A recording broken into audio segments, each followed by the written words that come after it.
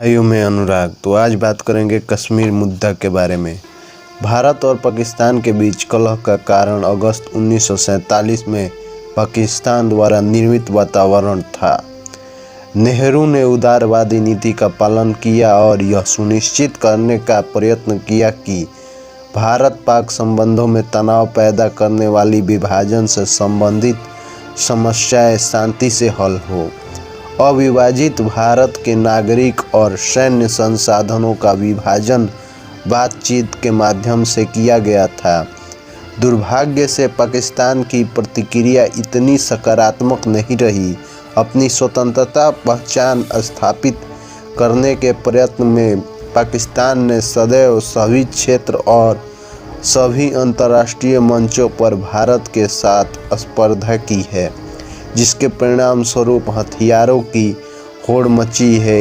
इससे अनेक दुर्लभ संसाधनों पर गंभीर प्रभाव पड़ा है और दोनों देशों के बीच विकास की प्रक्रिया बाधित हुई है। कश्मीर भारत और पाकिस्तान के सीमा पर स्थित एक राज्य है और वहाँ एक हिंदू राजा हरि सिंह का शासन हुआ करता था, किंतु मुस्लिम आबादी बहुसंख्यक थी। हरि सिंह के विरोधी शेख अब्दुल्ला थे, जिन्होंने अलीगढ़ मुस्लिम विश्वविद्यालय से स्नातक किया था, परंतु जब वे हिंदुओं के वर्चस्व वाले राज्य प्रशासन में नौकरी पाने में असफल रहे थे, तब एक विश्वविद्यालय में शिक्षक बन गए और कश्मीर के मुसलमानों की शिकायत के लिए आवाज़ उठाना जारी रखा।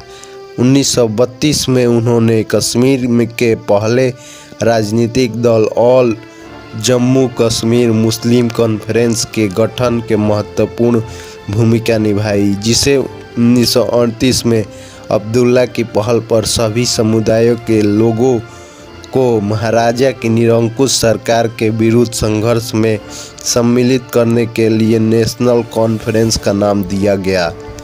एक ऐसा समय था जब अब्दुल्ला जवाहरलाल नेहरू के साथ घनिष्ठ संबंध बनाए रखे, क्योंकि दोनों ही हिंदू मुस्लिम एकता और समाजवाद के लिए प्रतिबद्ध थे।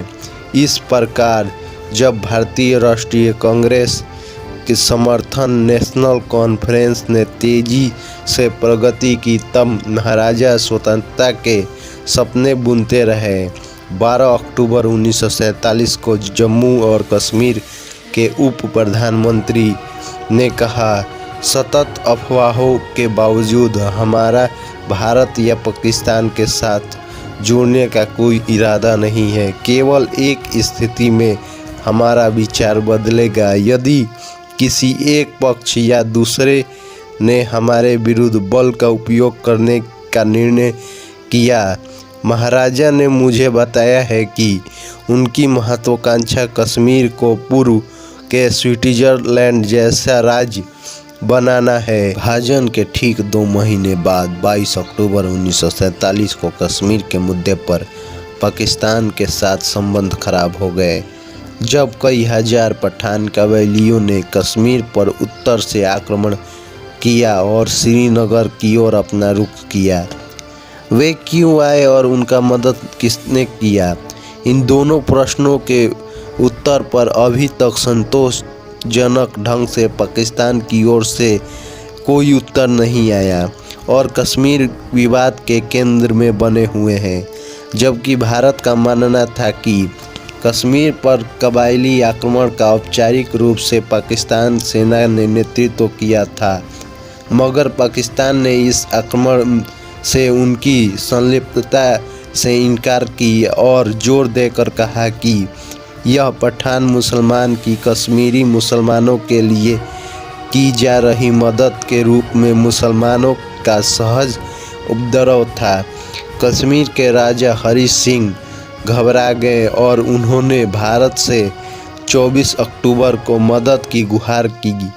गवर्नर जनरल लॉर्ड माउंटबेटन की सलाह पर नेहरू ने महाराजा को सूचित किया कि भारत कश्मीर पर भारत राज्य के वैधानिक नियंत्रण के पश्चात ही अपने सैनिकों को कश्मीर भेज सकता है। इस प्रकार महाराजा हरि सिंह ने इंस्ट्रूमेंट ऑफ एक्सेशन या अधिमिलन पत्र पर 26 अक्टूबर 1947 को हस्ताक्षर किया और यहाँ तक कि शेख अब्दुल्ला को राज्य का प्रधानमंत्री बनाने के लिए सहमत हो गया।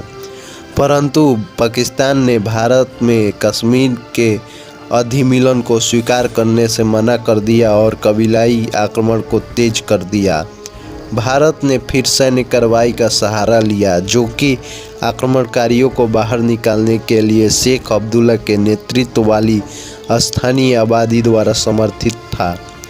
दिसंबर 1947 तक नेहरू का विचार था कि पाकिस्तान सरकार के लिए कश्मीर के विषय में भारत को कुछ कम ज़्यादा मगर जल्द ही अंतिम निर्णय लेने होंगे। सैन्य अभियान को जारी रखने का अर्थ होगा राज्य के लोगों के लिए गंभीर कठिनाई और कष्ट। इस मौके पर नेहरू ने महाराजा हरि सिंह को एक पत्र लिखकर कश्मीर समस्या की विभिन्न संभावित समाधानों को रूपरेखा प्रस्तुत की।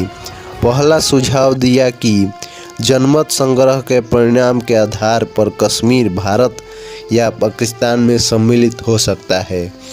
दूसरा, यह स्वतंत्र रह सकता है एवं भारत पाकिस्तान द्वारा संयुक्त रूप से इसकी रक्षा का आश्वासन दिया जाए। तीसरे विकल्प में जम्मू भारत में और बाकी राज्य पाकिस्तान में जा सकता था। एक चौथा विकल्प था कि जम्मू और घाटी भारत में आ सकती है, जबकि पूंछ और आगे पाकिस्तान को दिया जा सकता है। दुर्भाग्य से यह पत्र उतना प्रसिद्ध नहीं हुआ जितना कि होना चाहिए। यह स्पष्ट रूप से गवाह देता है कि नेहरू कश्मीर के संबंध में कई तरह के समाधानों के लिए तैयार थे और उन्होंने जिन 4 विकल्पों को पत्र में उल्लेखित किया था, आज भी उन 4 विकल्पों पर बहस जारी है। लगभग उसी समय माउंटबेटन ने बड़े पैमाने पर युद्ध की आशंका जताई और कश्मीर समस्या को संयुक्त राष्ट्र में उठाने की सलाह नेहरू को दी।